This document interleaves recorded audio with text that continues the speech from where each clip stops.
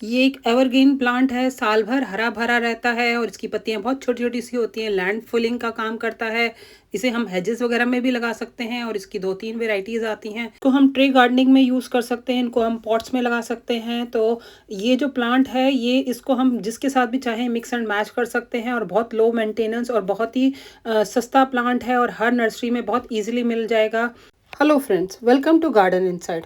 और फ्रेंड्स, इस प्लांट का नाम ऑल्टरनेंथरा है। ये कई कलर्स में आता है। इसकी ग्रीन कलर की लीव्स भी आती हैं और जो चूँकि छोटी-छोटी पत्तियों में होती हैं, और इसकी एक जो है थोड़ी-सी वेरीगेटेड रेडिश ग्रीन वगैरह की वैरायटी भी आती है जिसकी पत्तियाँ थोड़ी-सी बड़ी होती हैं।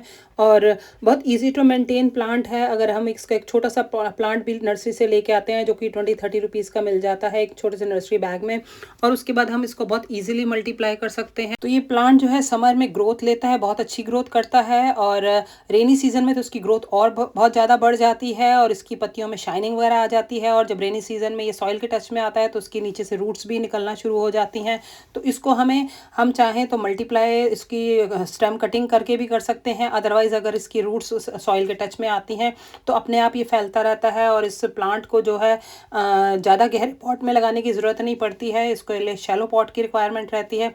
और इस प्लांट के जो क्या 5 रिक्वायरमेंट्स हैं उसके बारे में मैं आपके साथ बात करूंगी। Sunlight, soil, water, fertiliser, pot and placement. तो सबसे पहले तो फ्रेंड्स ये जो है इसके प्लेसमेंट के बारे में बात कर लेते हैं। तो उसको फुल सनलाइट चाहिए। समर्स में ये ग्रोथ करता है, चाहे हम इसको गमले में लगाएं चाहे हम इसको अपने गार्डन में लगाएं।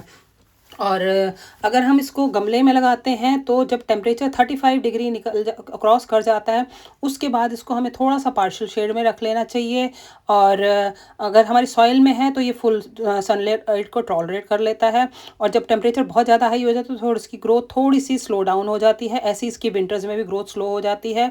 तो जब हमारे स्प्रिंग से लेकर और मई जून तक इसकी ग्रोथ ठीक रहती है और उसके बाद फिर रेनी सीजन से फिर इसकी ग्रोथ बढ़ जाती है और फिर ये नवंबर दिसंबर तक अच्छी ग्रोथ करता है। तो फ्रेंड्स, इसको जो है सॉइल बिल्कुल वेल ड्रेन होनी चाहिए। इसकी सॉइल में पानी नहीं रुकना चाहिए। अगर हम इसको गमले में लगाते हैं तो गार्डन में तो कोई केयर करने की ज़रूरत नहीं है, लेकिन अगर हम गमले में लगाते हैं तो इसकी 3 पार्ट हमें सॉइल ले सकते हैं और 1 पार्ट कंपोस्ट, या फिर हम जो है तीनों equal part sand, compost, river sand, compost और साथ में जो है गार्डन सॉइल। तो इस तरह से जो है फ्रेंड्स हम इसकी सॉइल बना सकते हैं। और वाटर जो है, इसको मॉइस्चर पसंद है। इसको बिल्कुल इसका प्लांट को बिल्कुल सूखने नहीं देना चाहिए। हम जब भी इसका पानी सूख जाए तो हमें ध्यान रखना है, एक आध दिन इसको पानी के बगैर हम छोड़ सकते हैं, नहीं और वो भी जब टेम्परेचर हाई हो तो हमें इसको बिना पानी के नहीं रखना। और विंटर्स में इसकी पानी की रिक्वायरमेंट थोड़ी कम हो जाती है। समर्स में जो है इसके मिट्टी में मॉइस्चर बना रहना चाहिए। और उसके अलावा जो वाटर है, इसको जब भी इसकी मिट्टी ऊपर से सूख जाए तभी हमें थोड़ा सा इसको ये ध्यान दे के देना चाहिए। ज़्यादा इसकी मिट्टी में नमी नहीं बनी रहनी चाहिए।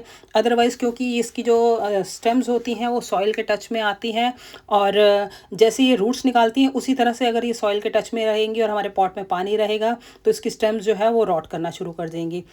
और इस प्लांट को अगर हमें बुशी करना है तो हमें इसके ऊपर से पिंचिंग कर देनी चाहिए। हम सीजर से भी पिंचिंग कर सकते हैं और हम हाथ से भी पिंचिंग कर सकते हैं। बहुत सॉफ्ट इसकी लीव्स होती हैं, ज़्यादा हाइट नहीं लेता है। इसकी हाइट जो है 6 to 8 इंच ही जाती है।